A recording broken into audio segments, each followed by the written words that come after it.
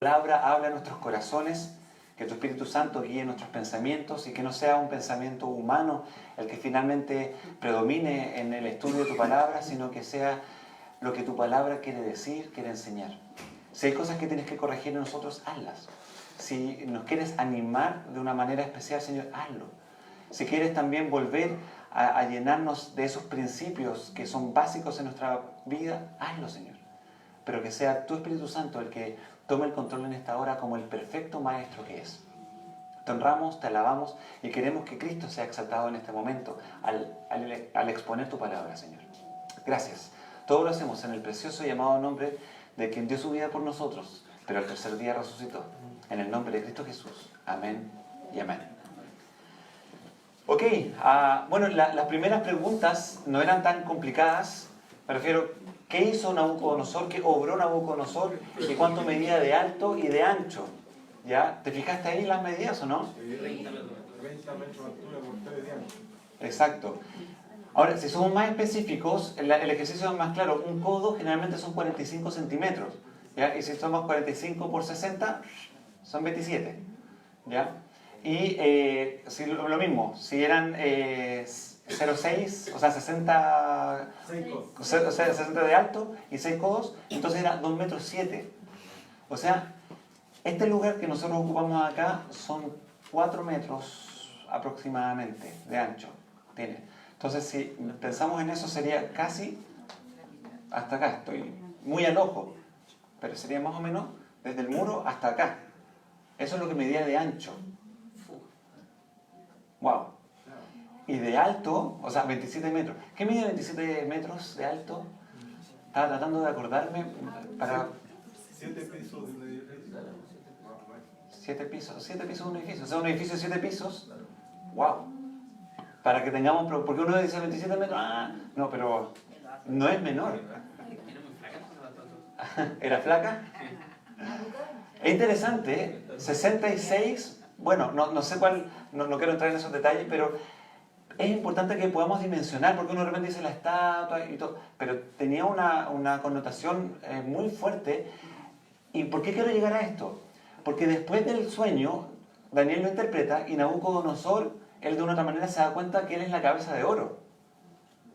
¿Te acuerdas del capítulo 2? Sí. Cuando dice, tú, oh rey, cuando está en el versículo 37. Tú, oh rey, eres rey de reyes porque el Dios del cielo te ha dado reino, poder, fuerza y majestad. Y donde quiera que habitan los hijos de los hombres, bestias del campo y aves del cielo, Él los ha entregado en tu mano y te ha dado el dominio sobre todo. Tú eres aquella cabeza de oro. ¿Cómo se debe haber sentido Nabucodonosor después de escuchar eso? ¿Sabes que Nabucodonosor es un personaje muy interesante? Porque él tiene un poder imperial, vuelvo a insistir el tema del reino, y él después de esto se siente, oye, yo soy la cabeza. Después se acuerda, oye, había un reino que va a venir después, no sé qué reino es, que es una mezcla de barro con hierro, pero yo soy cabeza y de oro. Pero Nabucodonosor después se humilla delante de Daniel, porque él se inclina delante de Daniel y dice, oye, el Dios tuyo es el Dios que reveló. O sea, que un rey haga eso no es menor. Lo vimos la semana pasada. Pero después Nabucodonosor se pone a pensar, y yo tengo la sospecha, la palabra no lo revela, pero que en ese sentido él dijo, bueno, si yo soy la cabeza de oro, vamos a hacer cosas grandiosas. Y se le ocurre hacer esta estatua, pero tiene un propósito la estatua, que era ser adorada. Lo vieron ustedes del versículo 1 al 7, ¿no es cierto? Hizo una estatua de oro, cuya altura era de 60 codos. No dice si era de oro puro la estatua concreta, o sea, me refiero en macizo. Había mucho oro, parece. No lo sé, la Biblia no revela en forma clara si era así. Puede ser que haya sido cubierta en oro, pero ambas cosas ya abismante. O sea, uno a lo más está contento con un anillo de oro y dice, ¡wow! O cuando te regalan, ¿no es cierto?, una cadenita de oro y uno está feliz, se siente el dueño del mundo. Imagínate una estatua, por lo menos digamos, bañada en oro. O sea, el poderío que Nabucodonosor estaba mostrando era grandioso. Ese es Nabucodonosor. Te digo todo esto porque en los capítulos que vienen a continuación nos vamos a encontrar con situaciones que Nabucodonosor vive que son, la verdad, muy abrumadoras. Dice el versículo 2, y envió el rey Nabucodonosor a que se reuniesen, fíjate, sátrapas, magistrados, capitanes, oidores, tesoreros, consejeros, jueces y todos los gobernadores de las provincias para que viniesen a la dedicación de la estatua que el rey Nabucodonosor había levantado. ¿Para qué tenían que venir? Para la dedicación. Ahora, cuando hablamos de esta historia pareciera que fuera algo lejano, pero no es tan lejano. Fueron pues reunidos los sátrapas, magistrados, capitanes, oidores, tesoreros, consejeros, jueces y todos los gobernadores de las provincias a la dedicación de la estatua que el rey Nabucodonosor había levantado, y estaban en pie delante de la estatua que había levantado el rey Nabucodonosor, y el pregonero anunciaba en voz alta: mándase a vosotros, oh pueblos, naciones y lenguas, que al oír el son de la bocina, de la flauta, del tamboril, del arpa, del salterio y de la zampoña y de todo instrumento de música, os postréis y adoréis la estatua de oro que el rey Nabucodonosor ha levantado. O sea, ¿cuál era el objetivo de la dedicación? Adorar. O sea, fíjate, Nabucodonosor lo que quería era mostrar su poder. Una estatua hecha de oro. Y quería que de una otra manera todas aquellas personas que estaban en autoridad, ¿qué es lo que hicieran? Se arrodillaron delante de esa estatua. Llevémoslo a la práctica. ¿Qué pasaría si el presidente llama a toda la Cámara de Diputados, a toda la Cámara de Senadores, a todos los alcaldes, a todos los gobernadores regionales y a todos sus ministros a que se junten en una explanada? Bueno, voy a poner un ejemplo. A la estatua que está en la salida de los Libertadores. ¿Sabéis? ¿Se ha fijado esa estatua que tiene la espada cuando uno cruza Argentina? Donde cruzó el ejército libertador. Hay un memorial. Imagínense esa estatua. Y va y Sebastián Piñera dice: los convoco para que todos vayan a la dedicación de la estatua. Y todos se tienen que arrodillar al son de la música. ¿Había preparado una orquesta? Sí. Nabucodonosor no dijo así: oye, ¿quién sabe tocar música? Ya, chiquillos, vengan. No. Era una música de palacio. Tenía que haber una composición. Tenía que haber un ensayo, un momento, un protocolo. Todo eso estaba organizado. No era simplemente una junta. Y estaba en todo eso. ¿Por qué digo esto? Imagínate ahí la Cámara de Diputados, de senadores, ministros, etc. Y todos ellos delante de la estatua y en un momento se tienen que arrodillar. ¿Cómo serían las fotos ahí? ¿Cómo sería la portada de The Clinic? Entonces, cuando pensamos en eso, nos damos cuenta que lo que Nabucodonosor acá hace es algo que comienza de una otra manera a decir: bueno, yo soy el rey y yo quiero manifestar mi poderío. Y empieza a confrontar eso. Pero ahí nos encontramos en el versículo 6 que dice: y cualquiera que no se postre y adore, inmediatamente será echado dentro de un horno de fuego ardiendo. Y por eso hago siempre la similitud. Nabucodonosor lo dijo y no hubo problema. Si un presidente dice eso, ¿qué pasa? Derechos humanos, ¿quién se cree? Oye, pasa sobre la Constitución, hagamos un voto, la democracia, un montón de cosas. Plebiscito. La categoría de un presidente no es comparable con la de un rey. Vuelvo a insistir en eso, para que tengamos entonces en justa medida lo que está pasando acá con Daniel y sus amigos. Por lo cual, versículo 7, al oír todos los pueblos el son de la bocina, la flauta, el tamboril, el arpa, el salterio y la zampoña, y de todo instrumento de música, todos los pueblos, naciones y lenguas se postraron y adoraron la estatua de oro que el rey Nabucodonosor había levantado. Por esto, en aquel tiempo, algunos varones caldeos vinieron y acusaron maliciosamente a los judíos. Hablaron y dijeron al rey Nabucodonosor: rey para siempre vive. Tú, oh rey, has dado una ley que todo hombre, al oír el son de la bocina, de la flauta, del tamboril, del arpa, del salterio, de la zampoña, de todo instrumento de música, se postre y adore la estatua de oro. Y el que no se postre y adore, sea echado dentro de un horno de fuego ardiendo. Hay unos varones, y fíjate la coma acá, es muy importante, los cuales pusiste sobre los negocios de las provincias de Babilonia, Sadrach, Mesach y Abednego. Estos varones, oh rey, no te han respetado, no adoran tus dioses, ni adoran la estatua de oro que has levantado. Entonces Nabucodonosor dijo, con ira y con enojo, que trajesen a Sadrach, Mesach y Abednego. Al instante fueron traídos estos hombres, estos varones delante del rey. La historia no es muy complicada. Creo que es bastante sencilla, pero tenemos que mirar un poco entre líneas. ¿Qué motivó a la acusación? Envidia. ¿Por qué dicen ustedes que la envidia?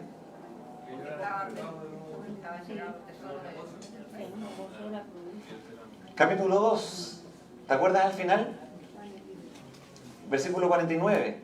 Y Daniel solicitó al rey y obtuvo que pusiera sobre los negocios de las provincias de Babilonia a Sadrach, Mesach y Abednego. ¿Dónde se decretó el edicto del rey? En todo el imperio. Y dice toda lengua. O sea, ¿había más idiomas dentro del imperio? Sí. Entonces, cuando nos damos cuenta de eso, lo que pasa con Daniel de una otra manera es que Daniel pide que sus amigos estén en una posición de autoridad, de privilegio. ¿Qué pasó con los de ahí? Tuvieron envidia. ¿Y qué es lo que hicieron? Oye, no se postraron, acusémoslo. ¿Para qué? Sacarlo y que nosotros volvamos a estar ahí en ese lugar. Mira, quiero ir a 2 ideas prácticas para que podamos tomar algo para nosotros en estos días. Esta historia que parece lejana, no es tan lejana. ¿Por qué? Porque hoy día sigue pasando lo que en ese momento pasaba. Que hay una estatua que se levanta para que sea adorada. ¿Tú sabes dónde sucede eso actualmente? Corea del Norte. En Corea del Norte hay 2 estatuas del expresidente y del presidente actual. Y la gente va y le rinde culto. De hecho, me acuerdo muy bien la entrevista de un periodista español que entró a Corea y comenzó a hacer una seguidilla de documentales muy cortos, porque está prohibido en Corea del Norte grabar. Siempre hay una persona que te sigue. Lo hizo de manera muy minuciosa, pero en varias entrevistas que él tuvo, se encontró con personas que admiraban al presidente actual de Corea del Norte. Incluso algunas dijeron, él lo sabe todo. Y una persona me llamó mucho la atención, dijo, incluso él es capaz de saber lo que pensamos. Yo pensé y dije, eso parece cuento de hadas. Por favor, hoy día, siglo XXI, Corea del Norte está pasando que hay personas que piensan que el presidente lo sabe todo, incluso los pensamientos. A veces la gente lee la Biblia y dice, hoy la gente de antaño no pensaba mucho. La ignorancia de antes que apareciera Darwin y conociera, ¿no es cierto?, la evolución y se tuviera el método científico. En ese momento, el nivel intelectual no era muy menor al nivel intelectual de ahora.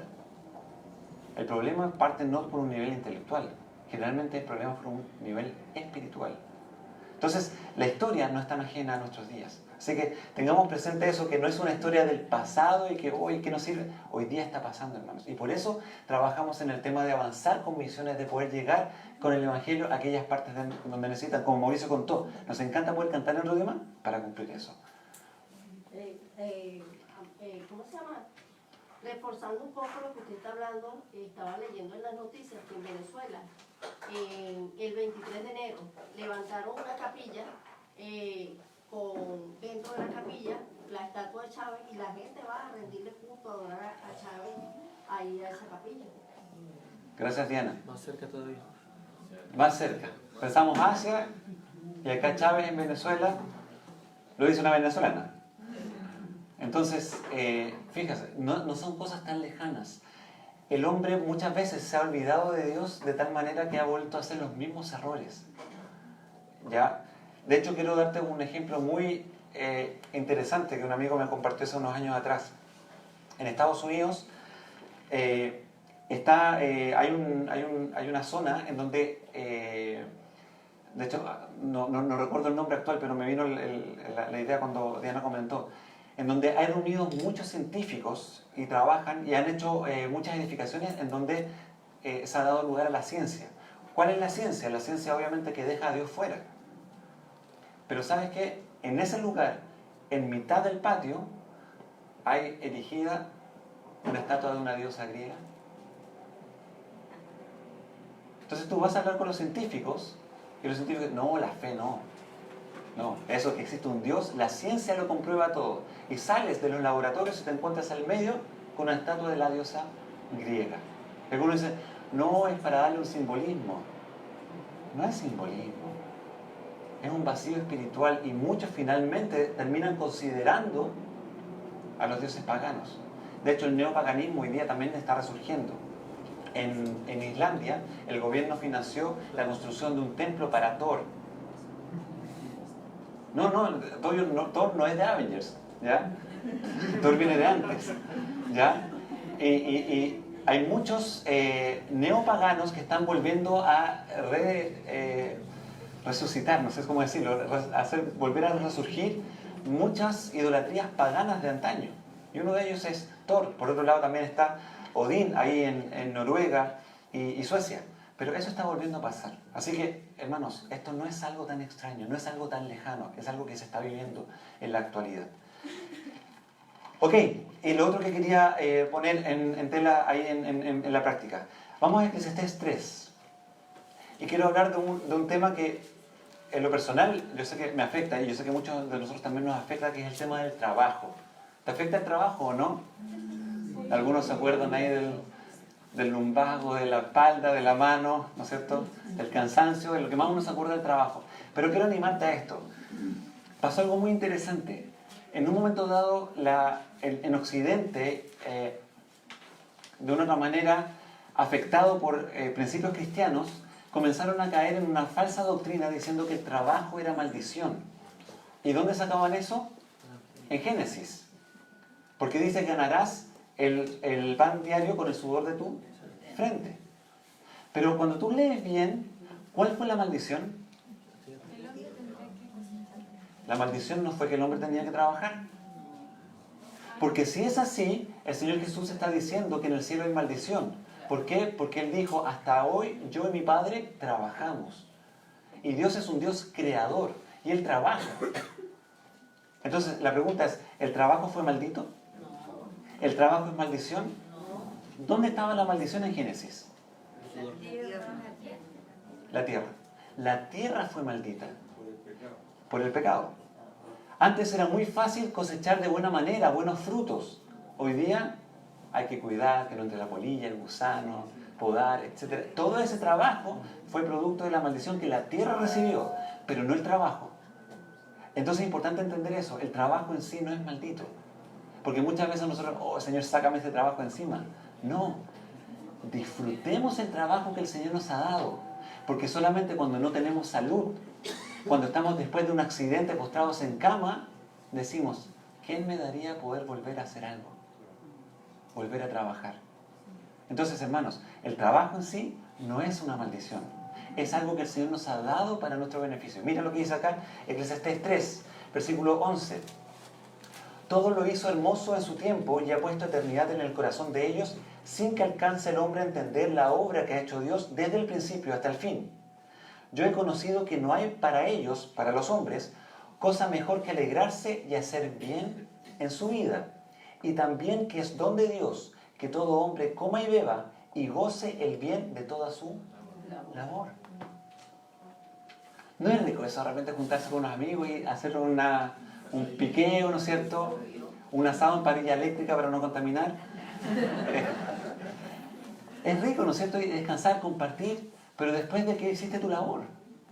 Es agradable. Y fíjate, Salomón lo dice muchos años antes: no he conocido que hay cosa mejor que alegrarse y hacer bien en su vida, y también compartir y gozar el bien de toda su labor.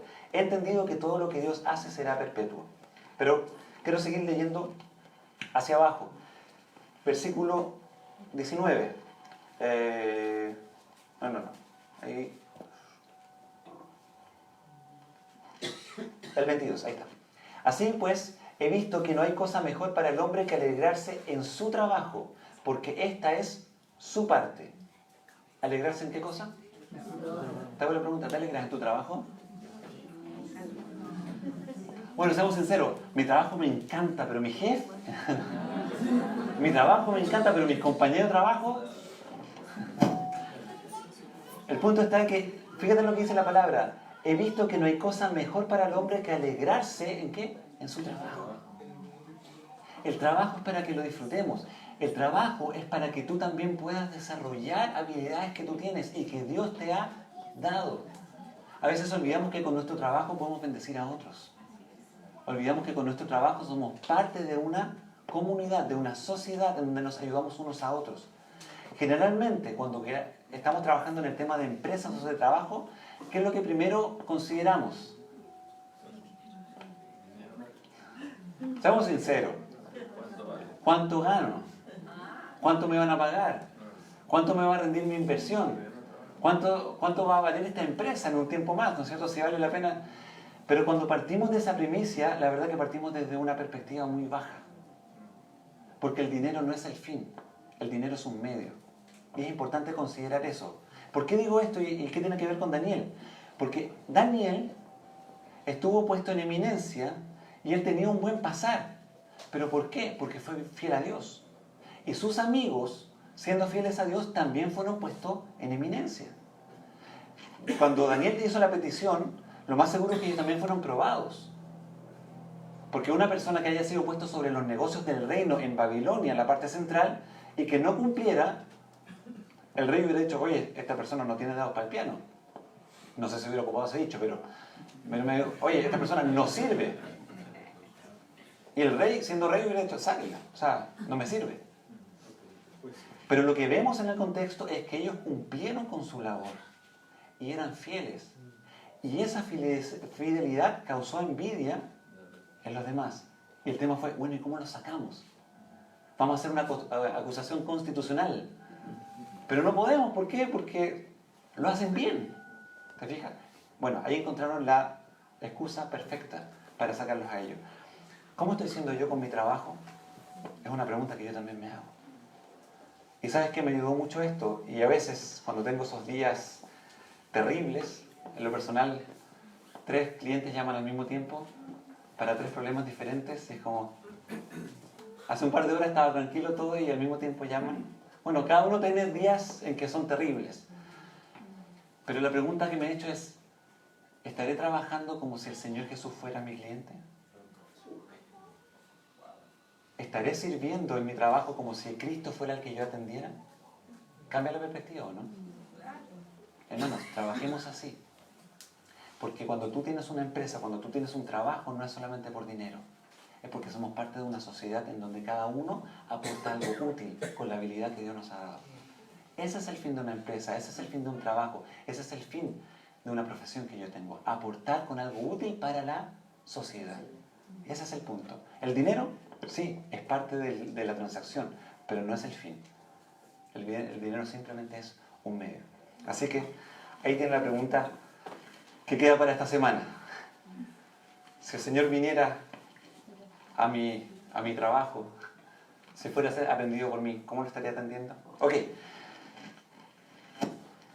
¿Qué pasa entonces, finalmente? Versículo... ¿Tiene ruido? Sí, nos están bombardeando. No. Sí, hay uno que está causando problemas. Es de repente cuando me muevo, me voy a quedar quieto. Ok.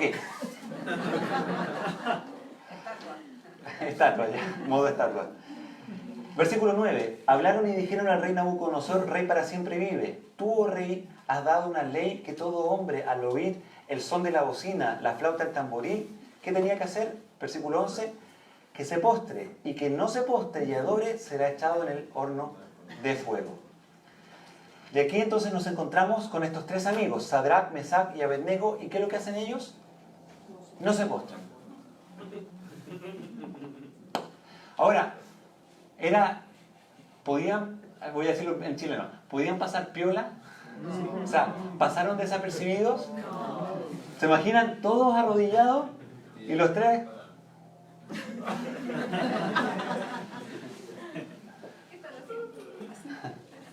O sea, yo creo que un montón de gente estaba ahí y de repente vino a pasar. Y algunos empezaron ahí como...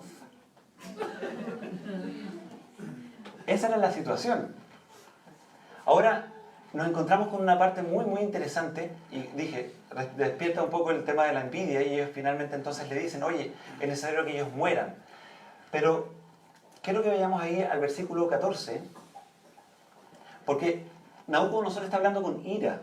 Eso es lo que dice la palabra, él habla con ira, con enojo. Y el versículo 14 dice, ¿es verdad, Sadrach, Mesach y Abednego, que vosotros no honráis a mi Dios ni adoráis la estatua de oro que he levantado? ¿Qué decía en la ley judía? No tendrás dioses ajenos delante de ti. No los adorarás ni te postrarás a ellos. ¿Ellos conocían la ley judía? Claro que sí. Era enseñada, era aprendida a los 12 años. Todos los niños en la escuela judía era algo que ellos tenían que saber. Por lo tanto, para ellos lo que están enfrentando acá no es un tema ajeno, sino que decían, hey, yo sé que no debo adorar a otros dioses. Versículo 16. Sadrach, Mesach y Abednego respondieron al rey Nabucodonosor diciendo, no es necesario que te respondamos sobre este asunto. ¿Sobre qué asunto? Sobre si habían no adorado. Y después en el versículo 15 hace una pregunta. ¿Y qué Dios será aquel que os libre de mis manos? Qué desafiante la pregunta de Nabucodonosor. Por eso, insisto, Nabucodonosor estaba llegando a un nivel de orgullo muy alto. Pero Sadrach, Mesach y Abednego le dice, ¿sabes qué? No tenemos que responder de ese asunto. ¿Desafiante también o no?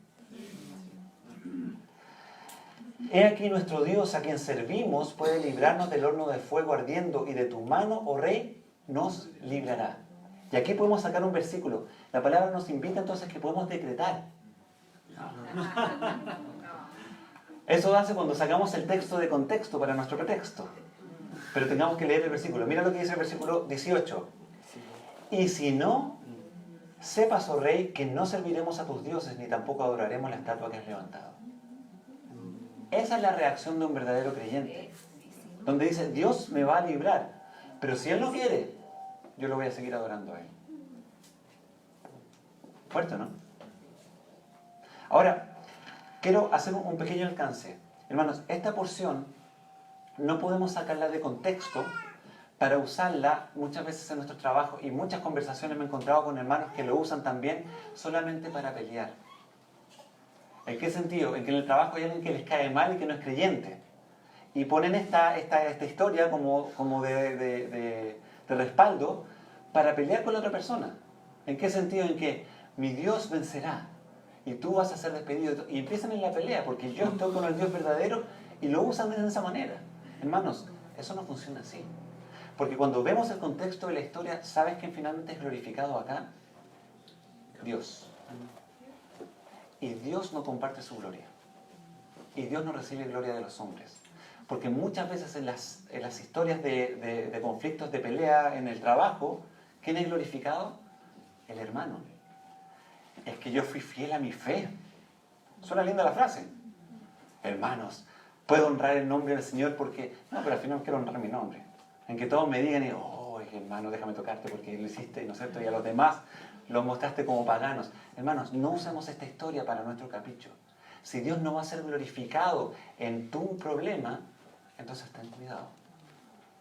Porque Dios no comparte su gloria. Y Dios no recibe gloria de los hombres. Sino que Cristo debe ser honrado. ¿Cómo sigue la historia? Los 3 amigos son tomados, son llevados al horno de fuego y son puestos ahí. Y están todos los demás mirando el espectáculo. O sea, yo no sé qué espectáculo es ver a 3 personas que se están quemando. Pero la gente estaba mirando ese espectáculo. ¿Pero qué sucede mientras se supone que tenía que empezar a quemarse? No se queman. Primer punto. Pero pasa algo. Aparece un cuarto personaje. Mira, vamos a adelantarnos un poco a la historia. Y dice ahí el versículo 24. Entonces el rey Nabucodonosor se espantó y se levantó apresuradamente y dijo a los de su consejo, ¿no echaron a 3 varones atados dentro del fuego? O sea, fíjate, más encima los echan atados. Ellos respondieron al rey, es verdad, oh rey. Y él les dijo, he aquí yo veo 4 varones sueltos que se pasean en medio del fuego sin sufrir ningún daño, y el aspecto del cuarto es semejante al Hijo de los dioses. ¿Quién habrá sido? Algunos dicen un ángel. Hay una versión nueva que salió hace un par de años atrás que se llama Reina Valera Gómez. No es muy recomendable. ¿ya? Y tomó este versículo y dijo ahí, y el cuarto es semejante al Hijo del Hombre, ¿ya? Pero esa traducción no es fiel y no la tradujo de los originales, sino que de un formato más, perdón la expresión, pero quizás caprichosa, porque tiene connotación, sí, está hablando del Señor Jesús. Cuando yo veo el contexto me doy cuenta que sí. Pero acuérdate, Nabucodonosor era un rey pagano. ¿Él sabía algo del Mesías?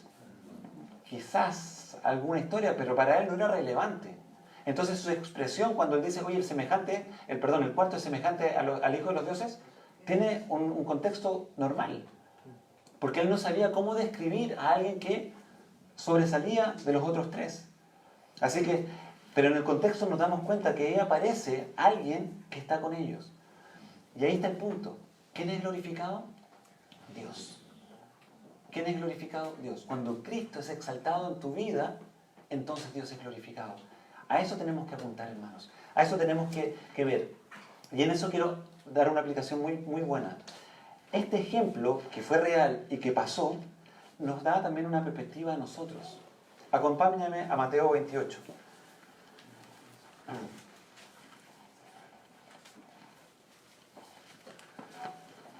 Porque muchas veces tú y yo estamos enfrentados a problemas y a situaciones que el mundo pareciera que va a ganar.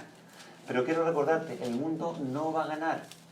¿Por qué? Porque el Señor Jesús dijo, yo he vencido al mundo. Puede ser que ustedes tengan aflicción, pero confiad, yo he vencido el mundo. Y cuando estés en medio de la aflicción, cuando estés en medio del problema, cuando estés en medio de la dificultad, mira lo que dice este versículo, 28-20. Enseñándoles que guarden todas estas cosas que os he mandado. Y he aquí, yo estoy con vosotros los días que se porten bien, los demás no. Hermanos, expongamos la palabra que dice, he aquí, yo estoy con vosotros todos los días hasta el fin del mundo. ¿Qué día el Señor no va a estar contigo? Todos los días. ¿Va a estar contigo en mitad del problema? Hebreos dice, nunca te abandonaré ni te dejaré. Porque Jesucristo es el mismo ayer, hoy y siempre. ¡Wow! Entonces, qué hermoso darnos cuenta de esa realidad. Y eso es lo que le pasó a estos tres amigos. Estuvieron ahí y estaba Cristo con ellos. Cuando estés pasando por dificultad, como dice el Salmo 23, por valle de sombra de muerte, cuando estés pasando por esos momentos dolorosos de tu vida, el Señor estará contigo. El Señor va a estar contigo. No te va a dejar, ni te va a abandonar. Incluso en medio de la noche, cuando te despiertes y saques la expresión del alma, Señor, Él va a poner atención y va a decir, sí, aquí estoy. Pero a veces se te olvida que Él está ahí y tú te quedas pensando en tu problema en vez de poder decir, Señor, ¿sabes qué? No sé cómo lidiar con esto. ¿Me ayudas? Y el Señor, lo más seguro que va a decir, quería escuchar eso. Sí, quiero ayudarte. El Señor está con nosotros hasta el fin del mundo. ¿Se ha acabado el mundo? Entonces el Señor tampoco ha dejado de estar con nosotros. El Señor está con aquellos que le aman y Él está con nosotros. Vamos a Efesios 3 para hacer una aplicación también muy interesante en este contexto. Efesios capítulo 3.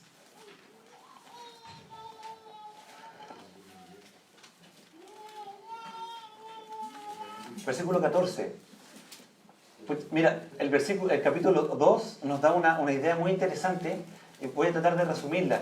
Pablo le dice a los efesios, le dice, hey, ustedes no son extranjeros ni advenedizos, o sea, ustedes no están alejados ahora de la familia de Dios, sino que son conciudadanos de los santos y miembros de la familia de Dios. Estoy leyendo Efesios 2:19, ¿ya? Y están edificados sobre el fundamento de los apóstoles y profetas, siendo la principal piedra del ángulo Jesucristo mismo. Nuestra iglesia está fundada sobre Cristo, que es la piedra del ángulo. Y la enseñanza de los apóstoles y de los profetas ha sido guiada por la piedra del ángulo y nosotros queremos seguir esa enseñanza. Por eso estudiamos la palabra de Dios. Luego, versículo 1 del capítulo 3. Por esta causa, por lo que estaba explicando ahí, de que la iglesia ahora es parte del pueblo de Dios, dice, yo Pablo, prisionero de Cristo Jesús, por vosotros los gentiles, si es que habéis oído de la administración de la gracia de Dios que me fue dada para con vosotros. Cuando habla de la administración está hablando también del concepto de dispensación, ¿ya? Que por revelación me fue declarado el misterio como antes lo he escrito. ¿Cuál misterio? Versículo 5. Misterio que en otras generaciones no se dio a conocer a los hijos de los hombres, como ahora es revelado a los santos apóstoles y profetas por el Espíritu. Que los gentiles, ¿quién es gentil? Gentil son los que todos no somos judíos, ¿ya? Así que si tú eres hermano no judío y eres creyente, pero eres un poco pesado, también puedes decir que eres gentil. Los gentiles son coherederos y miembros del mismo cuerpo y copartícipe de la promesa en Cristo Jesús por medio del Evangelio. ¿Buscabas que el Señor te animara? O sea, yo leo esto y es mejor que me aparezca el premio del loto por los números premiados. Fíjate lo que dice. Somos copartícipes de la promesa en Cristo Jesús por medio del Evangelio. ¡Wow! Gloria a Dios por eso. Ok, sigue ahí explicando que Dios por medio de la iglesia revela su sabiduría a los ángeles. Y ahí viene el versículo 10. Para que la multiforme sabiduría de Dios sea ahora dada a conocer por medio de la iglesia a los principados y potestades en los lugares celestiales. Y ahí vamos al versículo 14. Por todo lo que Pablo está explicando, por esta causa doblo mis rodillas ante el Padre de nuestro Señor Jesucristo, de quien toma nombre toda familia en los cielos y en la tierra, para que os dé, conforme a las riquezas de su gloria, el ser fortalecidos con poder en el hombre interior por su espíritu, para que habite Cristo por la fe en vuestros corazones, a fin de que, arraigados y cimentados en amor, seáis plenamente capaces de comprender con todos los santos cuál sea la anchura, la longitud, la profundidad y la altura, y de conocer el amor de Cristo que excede a todo conocimiento, para que seáis llenos de toda la plenitud de Dios. Uno lee esto y uno como que queda ahí. Necesito una clase de teología. Este versículo se resume en el coro: adentro, afuera, arriba, abajo, qué feliz estoy. Ahí está. Sí. Cuán ancho, cuán alto es el amor de Dios, que no lo puede alcanzar. El amor de Dios es maravilloso. Hay muchos coros de niños que resumen estos versículos, que uno los lee y uno queda... Pero ahí está. El amor de Dios no tiene medida. Pero quiero que lo llevemos a algo práctico. Versículo 17. Para que habite Cristo por la fe en vuestros corazones. Y aquí digo entre paréntesis, Pablo está exponiendo esto. No es algo... Hay muchos que hoy día están diciendo, oye, no puedes decir, invita a Cristo a vivir en tu corazón. Pablo lo dice. Cristo viene a lo más profundo de tu alma, a lo más profundo de tu ser, a tu corazón. De hecho, me acuerdo mucho de la historia del niño que iba a ser operado del corazón. Y cuando está en las horas previas, el médico le explica, tratando de ser bien sencillo, de que iban a abrir su corazón, operarlo para que pueda tener vida y todo. Y el niño escucha, lo mira tranquilo, trata de entender algo, pero al final de toda la explicación que el médico trata de darle, le dice, ¿le puedo pedir un favor? Sí. Cuando esté haciendo la operación, ¿puede ir a ver dónde está Jesús?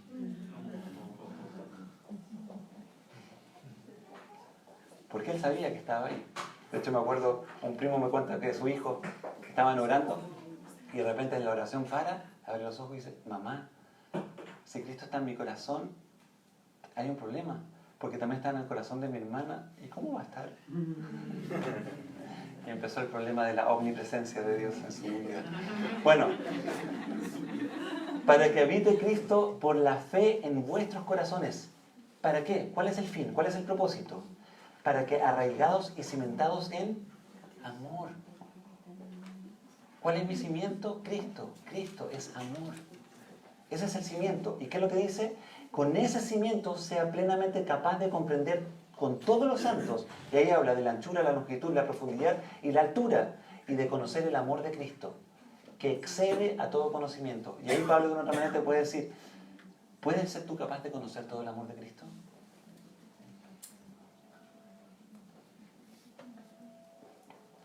Conocemos algo, pero sinceramente no alcanzamos a entender todo lo que Dios es por nosotros y para nosotros. Dios no cabe en mi imaginación. Dios no cabe en mis pensamientos. Por eso Él me ha dado su Espíritu Santo, para yo poder salir de mi condición y elevarme a su condición. Pablo después lo expone que nosotros tenemos la mente de Cristo, pero sin su Espíritu es imposible entender a Dios. Y cuando estás sin Cristo, generalmente tu vida tiene conflictos muy, muy radicales. No sabes dónde vas después de la muerte, no sabes por qué existe, no sabes por qué trabajas, no sabes por qué sufres, no sabes tantas cosas, que cuando llegues a ese momento, lo único que se produce en tu vida es una catástrofe. Pero en Cristo puedo elevarme y, si sea un poco, revelarme su amor, que excede todo conocimiento. Y el último propósito, versículo 19, para que seáis llenos de toda la plenitud de Dios. ¿Quieres ser lleno de la plenitud de Dios? ¿Por qué leí estos versículos? Cuando leí, Daniel sentía a Sadrach, Mesach y Abednego, hombres llenos de Dios. Porque se enfrentan al rey y le dicen con toda tranquilidad, no nos vamos a arrodillar y Dios nos va a librar. Bueno, y si no nos libra, tampoco lo vamos a adorar, porque la eternidad es lo que vale. Tu misericordia es mejor que la vida. Y ahí vuelvo a la última pregunta. ¿Por qué Dios ayuda a los judíos aún después que habían pecado? No habían pecado los tres amigos, perdón. El pueblo de Israel, los judíos pecaron y por eso estaban en Babilonia. Pero Dios aún así los sigue ayudando. Y en mitad de un pueblo pagano los protege del horno de fuego. ¿Por qué? Salmo 136. Porque para siempre es su misericordia. Mañana cuando te levantes, la misericordia de Dios no se va a haber acabado. Toma la misericordia de Dios y revísala por todos lados y no tiene fecha de vencimiento. La misericordia de Dios es para siempre. Y Lamentaciones dice, nuevas cada mañana. ¿Por qué entonces Dios siguió ayudando a su pueblo? Porque Él es fiel. ¿Qué pasa al final? Versículo 26. Entonces Nabucodonosor se acercó a la puerta de horno de fuego ardiendo y dijo, Sadrach, Mesach y Abednego, siervos del Dios Altísimo. Tuvo que volver a ponerse en su lugar. Salid y venid entonces. Y salieron de en medio del fuego y se juntaron los sátrapas, los gobernadores, los capitanes, los consejeros del rey para mirar a estos varones. Como el fuego no había tenido poder alguno sobre sus cuerpos, ni aun el cabello de sus cabezas se había quemado. Sus ropas estaban intactas y ni siquiera olor de fuego tenían. Este era un horno de fuego, no eran cenizas, como algunos magos lo hacen de pasar caminando, ¿no es cierto? No, es un horno de fuego, completamente rodeado de fuego. Ese es el contexto. Así que el 28 dice, bendito sea el Dios de ellos. ¿Quién dice eso? Nabucodonosor. Vuelve Nabucodonosor a reconocer a Dios. El Dios de Sadrach, Mesach y Abednego, que envió su ángel y libró a sus siervos que confiaron en él y que no cumplieron el edicto del rey y entregaron sus cuerpos antes que servir y adorar a otro Dios que su Dios. Creo que fue una lección importantísima, no solamente para el rey, sino para toda Babilonia. ¿Cómo habrán sido las portadas de los diarios el día siguiente ahí en Babilonia? Rey tiene que tragarse su edicto. No sé si había una clínica ya, pero la verdad que debe haber sido una cosa sumamente complicada. El poder del rey confrontado a Dios. Y ahí está. Por lo tanto, decreto que todo pueblo, nación o lengua que dijere blasfemia contra el Dios de Sadrach, Mesach y Abednego sea descuartizado y su casa convertida en muladar, o sea, en basural, por cuanto no hay Dios que pueda librar como este. Entonces el rey engrandeció a Sadrach, Mesach y Abednego en la provincia de Babilonia. ¿Y la envidia qué produjo? Lo contrario. Ellos estaban sobre los negocios. Dios los libró y ¿qué hizo Nabucodonosor? Los engrandeció aún más. Creo que la lección está clarísima. Hermanos, no tomemos las estrategias por el mango. O sea, no seamos nosotros los que desarrollemos el plan y la estrategia. Porque siempre nos va a salir mal. A estos hombres que llegaron, acusación perfecta. ¿Qué pasó? Fue peor. Fue peor. ¿A qué voy con esto? Hay dos atributos de Dios que son maravillosos. Dios es veraz y Dios es fiel. Y quiero terminar con esa idea. Hermanos, si Dios es veraz y si Dios es fiel, Dios quiere enseñarnos que nosotros también seamos veraces y seamos fieles. ¿Y eso cómo lo llevamos a la práctica? Si ellos se retractaban, hablo, ¿no es cierto?, de Daniel, Sadrach y Mesach, Sadrach, Mesach y Abednego, Daniel no estaba ahí, ¿ya? Si ellos se retractaban, ¿sabe lo que hubiera pasado con ellos? No hubieran sido veraces. ¿Por qué? Porque hubieran sido falsos y mentirosos, reconociendo que la fe que tenían era una fe falsa. Y que Dios no era capaz de ser Dios. Ellos fueron veraces con su actuar. Cuando tú amas la palabra de Dios y amas sus mandamientos y sus principios y tú actúas de acuerdo a ellas, eres veraz. Porque te das cuenta que la palabra de Dios es verdad. Juan 17 lo dice, santifícalos en tu palabra es verdad. Entonces, hermanos, cuando tú confías en la palabra de Dios, confías en algo veraz. Y Dios no miente, y Dios no falla. Él es veraz. Ya tenemos algo para aprender en nuestra vida. Si los 3 amigos se sometían al edicto del rey, se entiende que su fe y su confianza en Dios no era algo real. Y Dios entonces, según eso, no sería digno de ser tomado en cuenta. Pero la pregunta es, ¿Dios es digno de ser tomado en cuenta? ¿Pero por qué? Porque es Dios. Porque Él es Dios. Y su esencia es ser bueno, es ser fiel, es ser justo, es ser veraz, es ser amor. Esa es su esencia. No ames a Dios por las bendiciones. Ama a Dios por quien es. No amemos a Dios por lo que nos da. Amemos a Dios por quien Él realmente es. Y eso es lo que significa una verdadera adoración. Adorar a Dios en espíritu y en verdad. No por lo que Él me da, sino por quien Él es.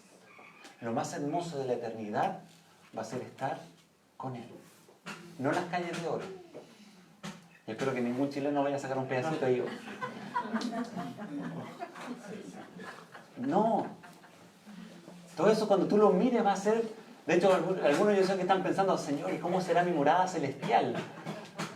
De 2 pisos, se puede hacer 3 pisos y yo tengo mejor panorama. Cuando estés en la presencia del Señor te vas a dar cuenta que todo eso es secundario, porque su presencia es suficiente. Él es suficiente. Él lo llena todo. Es lo que dice en Efesios, que seamos llenados de la plenitud de Dios. Hermanos, comencemos ahora a ser llenados de la plenitud de Dios. ¿Dónde? En mi trabajo, en mi matrimonio, en la iglesia, en mi vecindario. Ahora. Y si me tengo que enfrentar a un horno de fuego, también. Ser lleno, ¿para qué? Para estar en la presencia de Dios. Y en medio del problema, ¿quién va a estar contigo? El Señor Jesús. Hermanos, seamos veraces. Estos 3 amigos fueron veraces y siguieron a Dios. Y el último atributo que quiero compartir ahí, no quiero darle muchas vueltas, sino que decirlo de forma muy, muy clara. Dios no se rinde contigo. ¿Sabes por qué? Porque Él es fiel. Dios no se rinde en trabajar en tu corazón y en tu vida. Filipenses 1:6. Y aquel que comenzó la buena obra en vosotros, la perfeccionará hasta el día de Jesucristo. Dios no se cansa de ti. Dios no se cansa de ti. Y pensaba en esto. Yo no sirvo para sorprender a Dios. Cuando dije eso tenía 2 acepciones. En el fondo, como que yo no soy útil para para sorprender a Dios, pero la otra es que cuando tú haces algo para Dios, no lo haces para sorprenderlo. Pregunta, ¿Dios se sorprendió cuando los 3 amigos nos estaban quemando? Perdón la expresión, pero para que como que en el cielo, ángeles, miren, nos están quemando, no resultó. Ese no es Dios. Dios es el Dios que está en control, es el Dios soberano. Conozcamos a ese Dios que realmente se revela en la persona de Cristo. Y te vas a dar cuenta que nosotros no sorprendemos a Dios. Tu pecado no sorprende a Dios. Tu arrepentimiento no sorprende a Dios. Es Dios el que te sorprende a ti. Pero cuando tú te rindes a Él, cuando tú le buscas, cuando tú le entregas tu vida y vives con Él, deja que Dios te sorprenda, porque Dios es fiel. Y cuando caigas en pecado, te vas a encontrar con un versículo que te va a sorprender. Dios es fiel y justo para perdonar toda tu maldad. Él es fiel, Él es justo. Hermanos, seamos fieles como Dios es fiel contigo y conmigo. Seamos veraces, sí, y seamos fieles también. Porque Dios no se rinde en trabajar contigo y conmigo. Entonces busca a Dios en espíritu y en verdad. Padre eterno, quiero adorarte en esta hora porque cuando vemos que somos copartícipes, Señor, con las riquezas de Cristo Jesús. El Evangelio que un día el Señor fue colgado en esa cruz tomando mi lugar, siendo yo un despreciable pecador. Él me amó como nunca nadie me ha amado. ¿Y qué vio en mí para amarme? Nada. Es porque Dios, tú me amaste primero porque tú eres amor. Y Dios, fuiste movido en misericordia, una misericordia que es para siempre. Y permitiste que el Señor Jesús fuera enterrado en esa tumba, pero el tercer día resucitó. Y el poder que levantó a Cristo de entre los muertos es el poder que hoy día está operando en nosotros. Oh Dios, gracias. Ayúdanos a no vivir una vida simplemente pisando un poco el mundo y pisando un poco la Biblia de vez en cuando. Ayúdanos a ser como Sadrach, Mesach y Abednego. Ser llenos de la plenitud tuya, Dios. Para que vivamos en el mundo con tus principios. No que el mundo nos influya, sino que nosotros podamos confrontar aquellos hornos de fuego, aquellos reyes, incluso nosotros mismos delante del espejo, a rendir nuestro corazón en sumisión al verdadero Rey que es Cristo Jesús. Oh Señor, ayúdanos. Quiero pedirte por la lucha de cada uno de mis hermanos acá. Tú sabes con lo que están lidiando, tú sabes lo que están enfrentando en sus corazones. Tú sabes con las cosas con las cuales a veces quieren rendirse. Señor, que la palabra que hoy día nos has hablado, que tú eres fiel y que tu misericordia es para siempre, les anime a no rendirse porque tú no te rindes con ellos. Y que levanten su mirada y pongan su fe en Cristo y puedan avanzar en el próximo paso que Dios, tú quieres para ellos y para nosotros. Oh bendito Dios, gracias por tu palabra. Gracias por revelarte por medio de esta enseñanza. Y ayúdanos a no ser simplemente oidores olvidadizos, sino hacedores de tu palabra. Y que esta semana que vamos a comenzar, seamos hacedores de tu palabra. Oh bendito Dios, recibe toda la gloria. Tú eres el Rey soberano que quita reyes y pone reyes, que determina los tiempos. Y nos encanta conocerte. Pero lo más hermoso, nos encanta que tú nos conozcas, Dios. Nadie nos conoce como tú y aún así nos amas. Y el Dios de gloria, soberano, majestuoso, nos conoce. Y personalmente sabes nuestro nombre, sabes nuestra vida, sabes lo que necesitamos, sabes todo de nosotros. Eres admirable, Señor. Y gracias por sorprendernos una vez más con tu palabra. Ayúdanos a vivir contigo. Y todo lo pedimos en el precioso y amado nombre de quien estuvo ahí al lado de Sadrach, Mesach y Abednego en ese día en el horno, pero que también después estuvo colgado en esa cruz. En el precioso nombre de Cristo Jesús. Amén. Amén.